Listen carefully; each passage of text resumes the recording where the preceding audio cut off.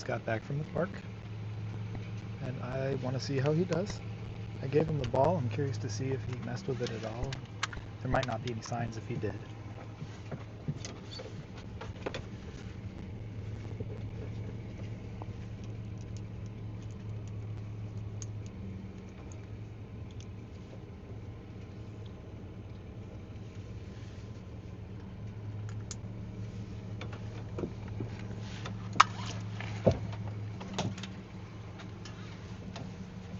Let him get out.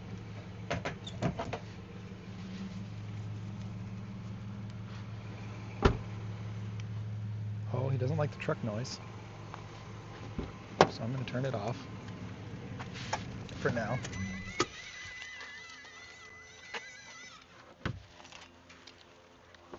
Instead of walking straight to the home base, we're going to walk around a little bit first and see how his attitude is towards me. He looks a little bit more comfortable here, and I think he's more comfortable with me in general now after that walk. But I want to test that theory because I really need to befriend this dog.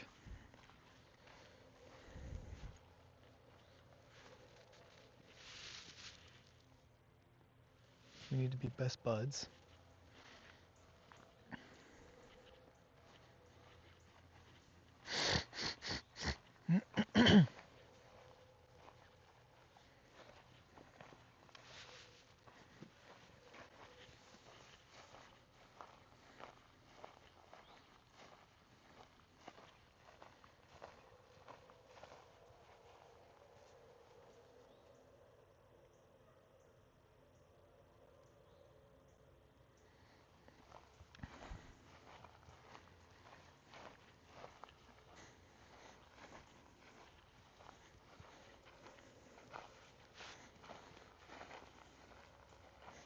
He looks a little happier, a little more animated.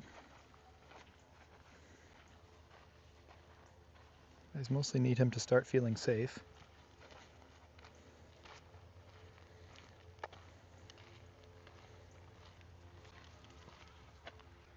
Well, that's a very good sign.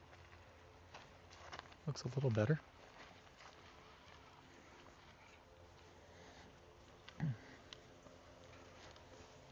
Oh, see, he just realized I was behind him.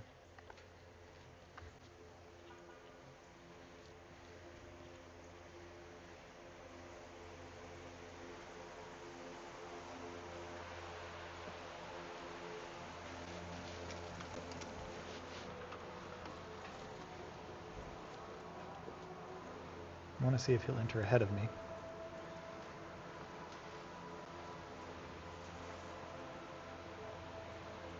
He wants to, but I want him to actually take the lead.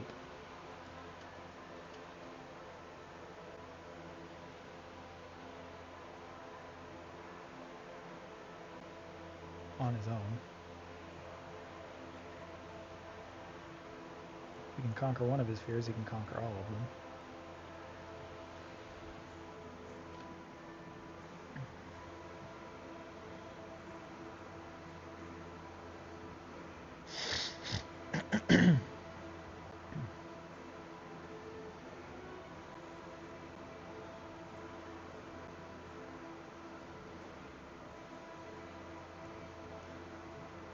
I thought he might have gone for it that time.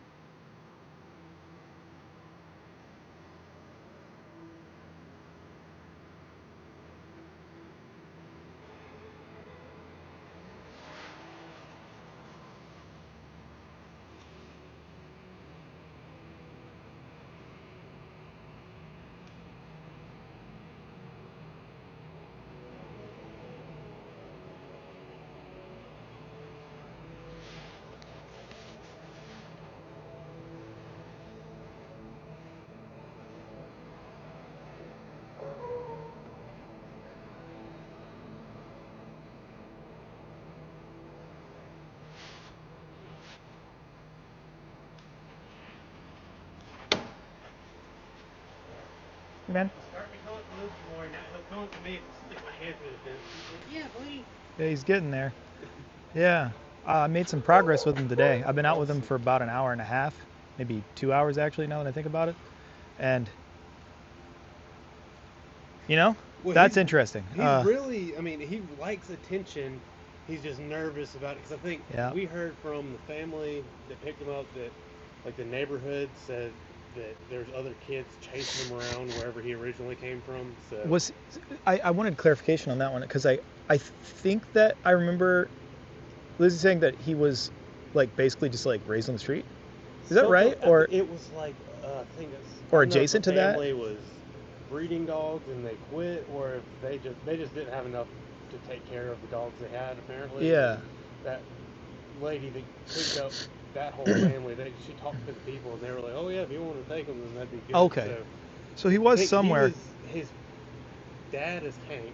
Yeah. And he was on a chain, and then I think the mom was just out and about, and they were running around, so they were just loose in the streets, pretty much. Okay. And pretty much the kids of the neighborhood would go chasing after them, and one's gotten adopted, and then another lady who started to get the other one. And they must have been very different than this. Yeah, because this is fascinating. He's terrified of people. Yeah. In almost every setting. That's what, he would be out in that neighborhood, and then it said, like, the neighborhood kids would, like, try and grab the tails and stuff like that. So they were just... He's young enough that he's still kind of curious, but he's, like, okay, I'll give you some examples.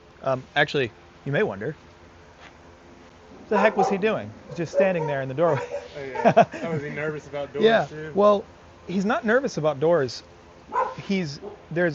I'm seeing a theme. When I walk with him, he walks behind me 99% of the time. And if I, like, am facing a specific direction, he won't go in front of you. He won't, like, show his back to me. That's pretty much the experience we've had with most we've had a few dogs that grew up wild like that, and it takes several years. But the initial way for us to, like, come up and talk to a feral dog is to crouch down and put your hand out like that. Yeah. And they'll kind of look at it. Immediately, like, we've met people that are like, my dog doesn't like anyone, and we do that move. Yeah, because they're curious and they'll come look, but you're kind of showing them, like, as little anything as possible. Sit in a room with a dog and ignore it. Yes. It's eventually going to come up to your back.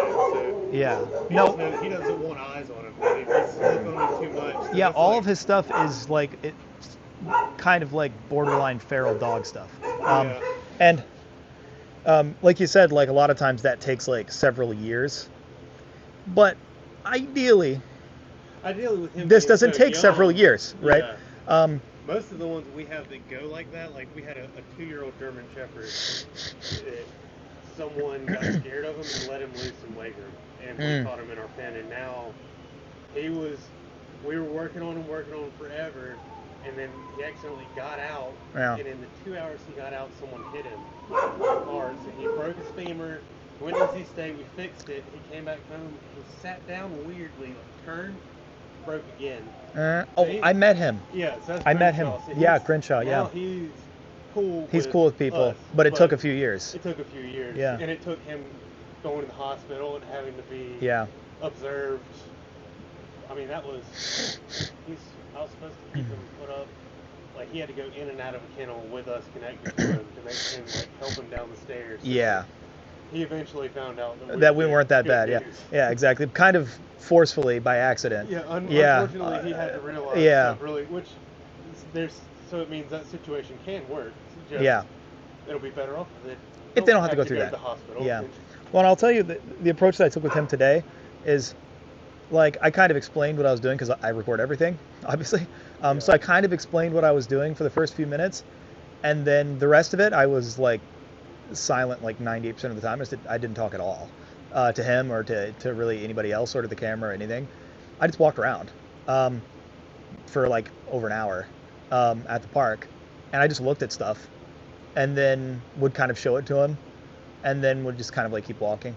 And if he got freaked out by something, I would just kind of, like, look at him for a second and then just be like, alrighty then, and then just kind of keep going. And like I showed him a rock, and he like kind of grabbed at it, and then like kind of like backed away, and I just kind of tossed it on the ground. I actually got him to pick up a ball. That's cool. He I likes playing tossed with it in there. balls out there. So like if you come Yeah. up to the fence and there's a pile of toys.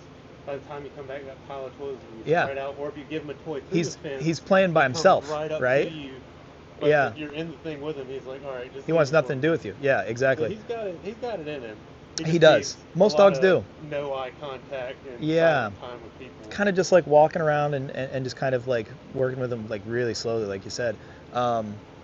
And I got him to pick up the ball by just playing with the ball myself. I would just toss the ball, and then I'd kind of like walk towards it and kind of like look at it, and I'd pick it up, and I'd toss the ball again, and then after I did that a few times, I kind of like would jog towards the ball. I go pick it up and look at it, and then I tossed it, and instead of going and picking it up, I kept going, and just went by it, and then just kind of did this, just to look, and he picked it up. Yeah. And so I got him to do that like 3 or 4 times, which I was happy with, you know. Yeah, I mean that's every little bit that he opens up is going to be. Yeah. Good. And his 2 brothers, that one is doing great in his family, and then the other lady, he's used to a kennel, so probably to like potty train him, you're gonna have to go through that. She's like, well, my dog just runs around the house freely, and then Not all dogs are the same. Yeah, she backed out of him in like 5 days because he peed. Oh, he's in the back? house. Yes, he's not back here. He's back with a Okay. family that rescued him originally. Rescued him so I don't originally. know if he's probably going to end up back this way, but I Yeah.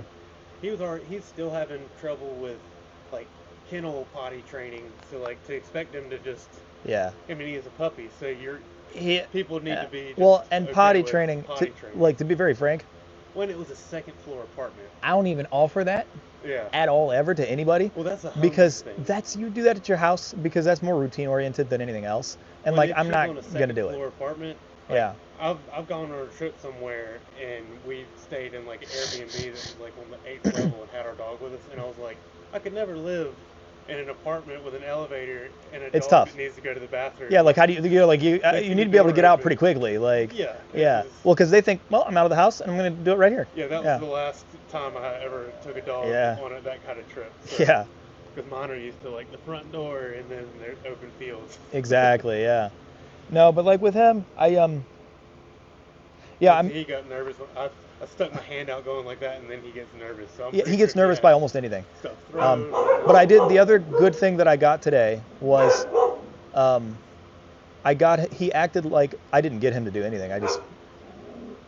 Sometimes less is more in dog training. In fact, like a lot of times less is more, especially with like behavioral problems or just like modification where you're trying to like open a dog up or do anything else. I saw that he acted like a dog is supposed to act for the first time in front of me, because he hadn't before, because I took him out a couple of times and he never acted like a dog. But he acted like a dog for the first time. All it was is he heard some birds.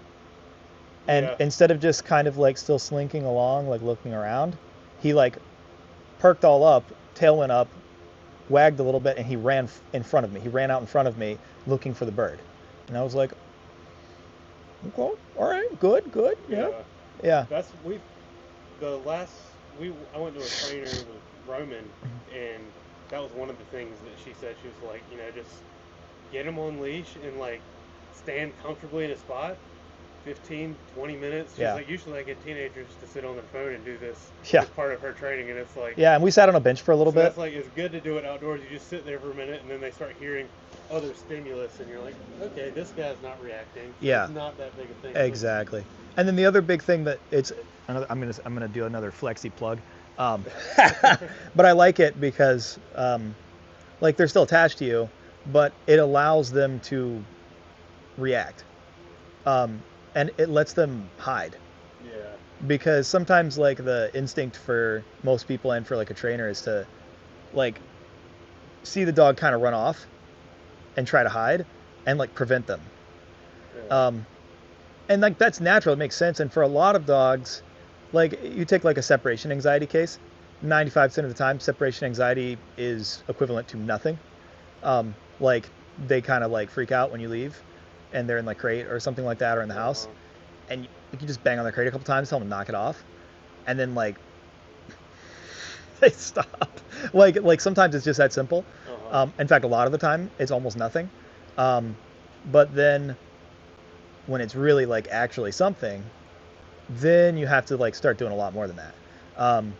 But a lot of times that more, like there might be two approaches I would try to that. One, I would, if you want to get like the bare minimum, I would try the second, is just back tie them and kind of like force acceptance, where they can't go with whoever they're like tied to mentally, and they kind of have to just eventually chill out and figure it out. Yeah. I've had other like success with feral dogs is if I have one of my confident dogs that's super that can help friendly, a bunch. Yeah. have him leashed and then they're leashed beside him, and like instead of them like reeling the whole time, they're like, okay, I'm going to go with this guy. Yeah. Kind of like this is not a tactic that I would probably use all that often, but it's an old school technique where they will, like, if a dog's like really like weird and is doing stuff that it really shouldn't, like is being aggressive towards other animals and dogs and stuff like that, they'll just tie it to a more powerful animal, like a donkey or something like that, and they just like harness them together, where it's like, they're not like smashed together, they have like a little bit of tether, and then they just like kind of like let them walk around for a little bit, and the dog's so weak in comparison that the donkey's just gonna go over, the donkey's gonna go. And if the dog doesn't like it, they're going to kind of like stop. Now, like a donkey might not be the best animal for that, because they're going to kill them like with one kick. That is, maybe that's a bad example. The donkey's goal. If they see a dog, they're going to kick it in the face. They go for, that's what kick its head right off. Maybe like a llama. Something a little bit less problematic. I think I saw that on Caesar. Caesar does a llama. He's got a parrot. He just brings in things they've never seen before. And they're like, what the heck is that? All right. Yeah. But yeah, I mean, I anticipate. That's how they train some foxhounds on hunting. Tie the whole group together. Yeah. Well, like, if you look at some of like the like old school like hunting techniques, they're effective. Some of them are effective, but they're brutal. Some of them are brutal. Back in the day, between catching food or not, I guess it was a different time. I guess, yeah. It's like we don't have to do that now. Like, don't do it that way. No. Yeah. No, I only hear about that from the county next door. So. Yeah. One of the tougher places to be. Yeah. No, I ain't doing that. Yeah. No, that's crazy. Yeah. No, better off, spending more time on it, but like doing it like a lot softer than that. Yeah. I mean, like, there's always a trade-off. There might be like certain cases, like if a dog's gonna get, like, say they're like a high kill shelter or something like that, and they're gonna get euthanized, and it's like, all right, they either need to like stop doing this behavior and start doing these behaviors, or like death, then like maybe more intense things are like justified, but if you have time, use it. Yeah. That's we have more time than most people, is how our training gets so just relaxed. The dog starts we don't go over we have a lot of open woods running and stuff like that, unless they're runaway cases, and within like Teddy was he did want to run off. Teddy does want to run, but he sticks around to a place. Like, we've got one lady in here, one of the hounds, we found her crossing a street, and like she goes, and I mean, I picked her up 2 miles down the road, 300 feet into some pine trees, and she's just barking in a circle going after a scent. Gosh. And I've had another one like that Henry, it's really hounds that do the runaway. Yeah, they just take off and they're gone. He was going to be gone forever. Well, they were kind of bred for that. Yeah. Yeah, I mean, it's really hard to fight genetics. Like 200 feet through briars. So oh God. And then I only had the hole to get back through the briars that I made this big. So ridiculous. You're dragging your body through. Oh, and you're dragging him out. I would like pick him up and set him over, and he would just lay down. I'm sure he was exhausted. Oh yeah, and Lizzie, it was like 1 in the morning. Lizzie had already gone to sleep. That's commitment right there. I was like, well, I heard him. I went that way, and I was like, all right, here and that way, here and this way, and like zeroed in the middle. Man. And I can about tell if it's in that part of the swamp. There's no other houses for like 3 miles that way, 4 miles that way. So the further he went was just going to be. Yeah, it's going to get worse and worse. Yeah. He is sniffing me a bunch right now, which I'm happy about. Random point. He's sniffing me a bunch, so that's good. He's a lot more out of his shell than he's getting there. Some other ones. Yeah, he's getting there. Yeah, He's just got. You're making my eye twitch when you say some other ones. I'm like, which ones? My brain kind of goes, I want to try. Yeah. His brother was a little bit more skittish than him, but I guess the other one, his brother, if you went to have to catch him, he would just give up. He quickly. froze? Yeah. Ah, yeah. Where he doesn't do the free. Is that the one that got adopted, or? He got adopted and then. That's the one that got brought back, or? Brought back to okay. The lady, so I guess he's going to come back this way, but. Yeah. We'll see. We'll see. Yeah. No, I'd love to work with him. Someone else. Yeah. Right off the bat, she seems to find people on Facebook, but I guess she's one of your parents and all that stuff. Yeah. You got bigger groups. Yeah, Facebook, Nextdoor, family, friends, and then wider reach. Yeah. Actually, that's one thing that I've been thinking about a lot is like the kind of goal here of the program. Mm-hmm. You know, I could train the dog to like do like everything like perfectly, right? But is that the goal? Well, not really. The primary thing is getting to adopt the exactly. And then and we have a ton that are like that. We just got to get the whole other end of it. But exactly, that's when we're not doing. That's the really strawberry season and feeding. That's way too much. Dogs no, that's a full-time job and a half. Yeah. No, but like what I've been doing, I've been doing a bunch of research on like how all of it goes, and I was thinking about like the feasibility of like an adoption van and other stuff like that. Mm-hmm. And I was looking at, I think there are better options through direct adoptions. And I was looking into, but then the question is like how do you publicize? But I've been looking a lot into that, and there's different ways to do it. But I've been setting up some of those. Like one of them is have you heard of a website called Pet Finder? I think so. Yeah, I've been looking into that and putting together some bios because like the stronger the bio, and if you have good pictures and stuff like that, it can be really useful. Higher chance. Yeah. Yeah. And then just pushing it on social media can help. But the other big one, and this is the hard one, is like say that like when we sell jobs, and this, you know, you're a businessman, anything that you sell, if you're selling a service or a product or anything, you have to be fast. Like they reach out and it's instant, and then like you need to convert that to something, right? And in this case, like with like selling like say like a dog training program, the answer is all right. We need to set up an in-person consultation, and then you know like you need to respond and then set up a consultation. Well, in this case, it's like all right. Well, you need to get leads, right? Get interested people in adopting, and then number 2, set up consults, which in this case is just set up meet and greets. Well, that's sometimes like we've had people that they're really quick, they want it, like, and sometimes the online people, if it's like a family responds, it works maybe 50% of the time. Like there's a guy that he puts dogs in a backpack and walks through in New York, Central Park, and they get like adopted that day. And like they end up because they get all the hype and the comments, and then they call back like, oh no, it didn't work out. So it's big on the follow up, and like this lady that was unsure about the kennel, like and then you need them to be successful, and so you have to like set them up for success because like like you don't want recidivism. It's kind of like jail, you know. Like she had some success. This is like the softest like jail of all time. This is like that Norwegian prison. Have you ever seen that? They have that like the Hodgen or whatever. Yeah, they have like their own like rooms and stuff like that, and it's really nice, and they have like recreation time. In Australia, the families can send them Xboxes and TVs and stuff. So it's a whole different thing. Yeah, depending on the prison. Yeah, no, but like a lot of shelters are more like. That's why we built this whole place. Yeah. We got a litter dropped off on us right when we moved home, and we kept one. Yeah. And then we had to take the others into the shelter, and we like walked in. And you're like, oh, max security prison.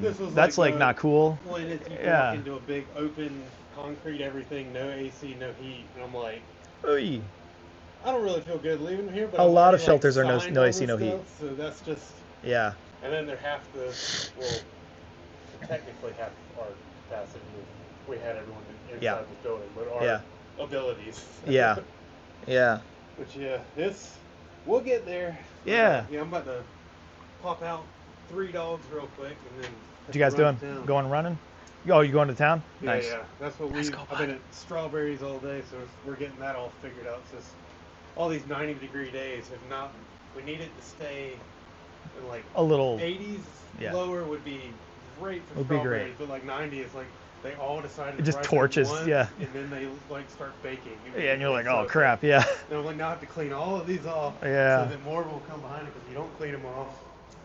So it's I did it. My uncle used to do it, but I was like, I wanted to do it because it's work intensive or labor intensive, so it gives a lot of people lots of little jobs. But Yeah. Oh, now there to you try to go. find all those people, we got a little crew going. Making it happen, man. All right, let's go, Jack. Good job, buddy. Come on, Jack. Go home.